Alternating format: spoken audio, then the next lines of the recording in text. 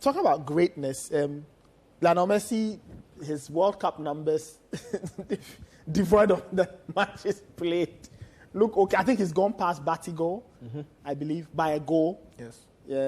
I saw a stat yesterday. He said he has a joint goals and assists in history. Okay, I mean, I don't know. I don't know if my producers sorry, let me have just explain the that. Messi and This is Batistuta 1966 because we only started counting assists in 1966 because videos of older World Cups are difficult to come by, so you don't count assists when they don't have everything.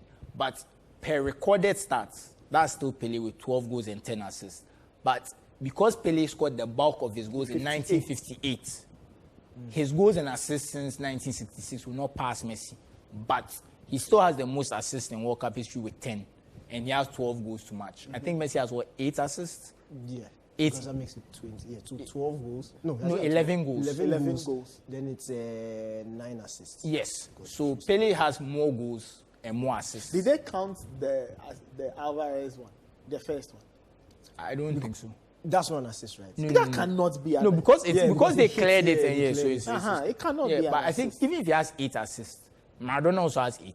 So it's like, but his goals are clear. But in terms of goals and assists, Pele is still the goal standard for World Cups. Well, even though a chunk of his goals were scored in the 66 World Cup, like I say. Messi's in the final for a second time. 8 years after the last one. But this is different. I feel like in 2014, I sort of knew he would not win. First of all, because of the team he was facing. And his performances in the knockout rounds were not as good as what we saw in the group stages.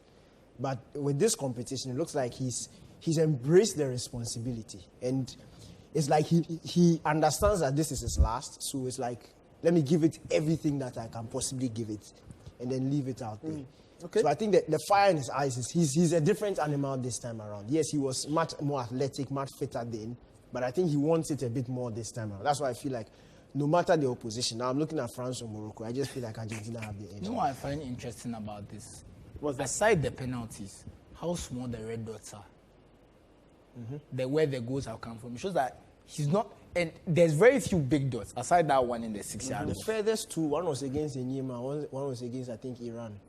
Yes, that must have come from the 2014 World And Cup. that's what's even, and I've been complaining about this whole World Cup. Where are the easy chances for Messi?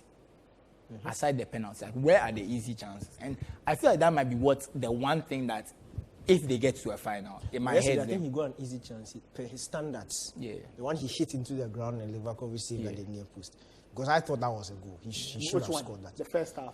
No, it was. I think it was a second half. Second half, okay. The guy is crazy. Yo. He did something and was falling, and he just flicked it into Alvarez and turned, and Alvarez gave it back to him and near post, and he hit it into the ground. Had he got like a full grip on the ball, but that's what I'm saying. Like per this, you don't see him getting many easy chances. I feel like he's more of the creator.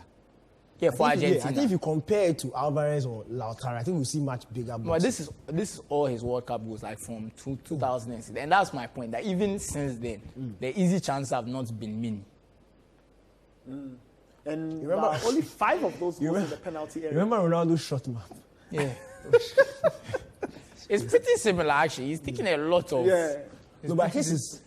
But you see, Ronaldo had much more shots further. Yeah, no, but Messi in general, because he doesn't have the same thigh size, he can't generate. Yeah. Ronaldo is left to right anywhere He's firing. I think because he can shoot with both feet. And if you look at Messi's shot area, even outside the penalty box, you can almost imagine that Messi would take such shots anyway from those regions. So very, very interesting. 5 of those goals, or the 5 of the red spots in the penalty area, and 4 of them outside. One just outside, the other further back. But for Enyema, Messi would have been clay. Thank you, Vincent. Vincent Enyema proving to be Messi's nemesis there. 25 goals, 0.11 XG per shot, 98 shots. Crazy, 98 shots. And an XG of 10.8. Like 200. It was like 120 or something. And 11 goals. So when Messi starts the final, he'll be the player with the most World Cup games played. Amazing. In the history of the competition. The history of the competition. Oh, and Klose has more goals than him. Well, that's not possible. I think you should check the numbers again. Oh, no. There's an anomaly somewhere. He equaled Lothar Matthäus when he started last night. So that's not possible. Oh, it's very possible. It's not possible. I'm saying it's not possible. Would I lie to you? No, I know he's not lying to me, but Why? They should check something.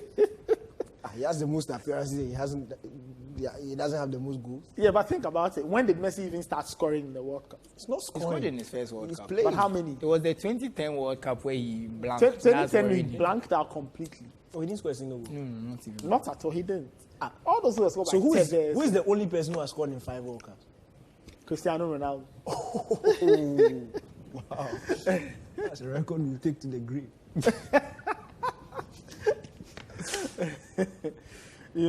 So yeah. But Messi could win the biggest of them all.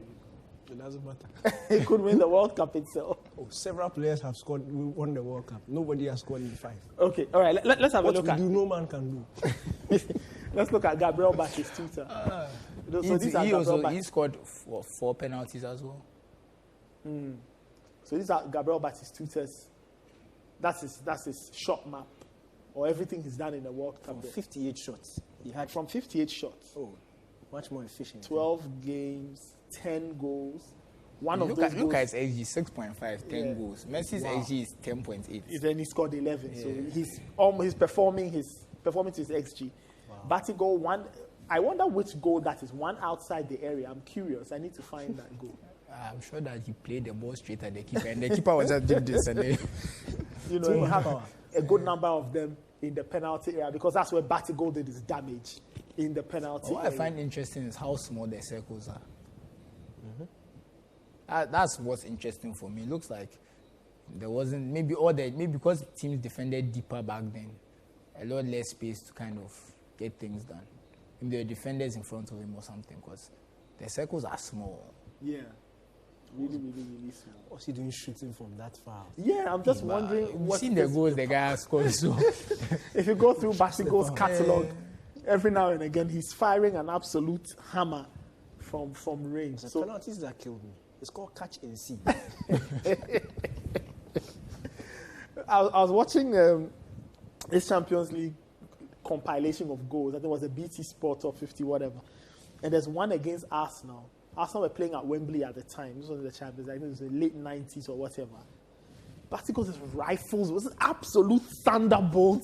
And then he scores one against Man United. the Man U one is the one I remember because I thought it was straight at the He keeper. just smashed it with all fury, But yeah, that's Gabriel Batistuta scoring his number. So Messi's gone past him. But of course, you just can't stop looking at the fact that he was super efficient. 12 games, 10 goals. He was a scoring machine then. So An XG of 6.5. Yeah, an XG of absolutely destroying the XG on that score. All right, let's.